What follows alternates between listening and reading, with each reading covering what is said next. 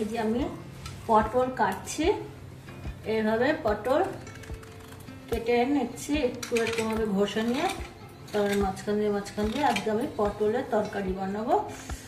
তো পটলের তরকারি কি দিয়ে বানাবো ওটা আমি রান্নার সময় দেখাবো।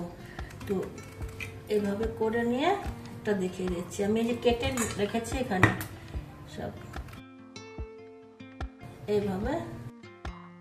এইভাবে একদিকে এই যে 4টা ভাগ হলো, এইভাবে 4টা ভাগ এসব এভাবে কেটেছি। আস্তে আস্তে পটলকে মানে ভিতরে সব ঝোল মশলা সব ঢুকে যাবে। মাঝখানটাতে জোড়া আছে আর কি, এদিকে কাটা এদিকেও কাটা। এভাবে পটল সবগুলো কেটে নেব, তারপরে রান্নার সময় দেখাবো।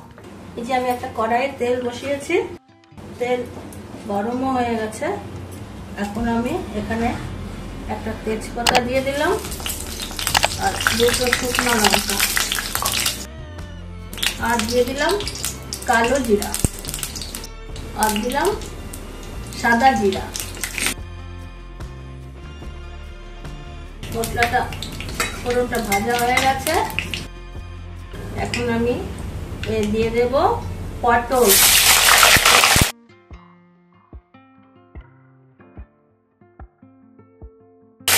আমি আস্তে আস্তে পটল দিয়ে করব, আজকে আলু দেবো না পটলে, খালি পটল দিয়ে করবো। এখন আমি একটু ঢাকা দিয়ে দেব, ঢাকা দিয়ে দেবো। ভাজা হয়ে গেলে তারপরে আবার মশলা দেবো।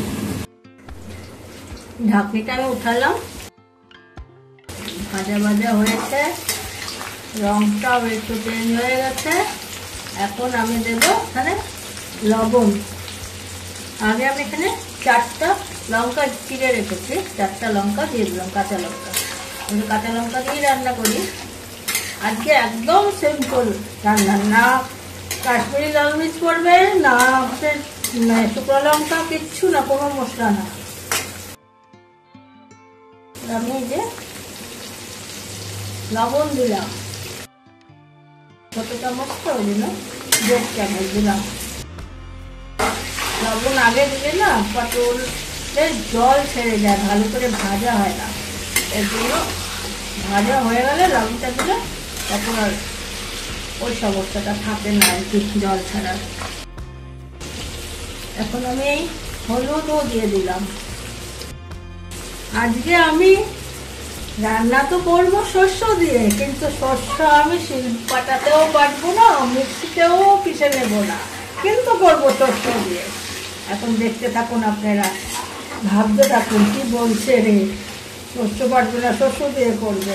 আচ্ছা বন্ধুরা, আমার ভিডিওগুলো যদি আপনাদের ভালো লাগে, নতুনত্ব রেসিপি দেখতে হলে আমার ইউটিউব চ্যানেলে সুপ্রিয়া চয়েসকে সাবস্ক্রাইব করুন। ফেসবুক থেকে দেখলে ফেসবুকেও সুপ্রিয়া চয়েস আছে, ওই ফেসবুক পেজটিকে ফলো করে পাশে থাকুন।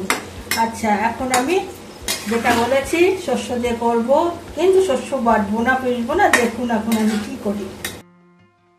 এই যে এখানে আমি 3 চামচ কাসুন্দি নিয়ে নিয়েছি, কাসুন্দি দিয়ে করব।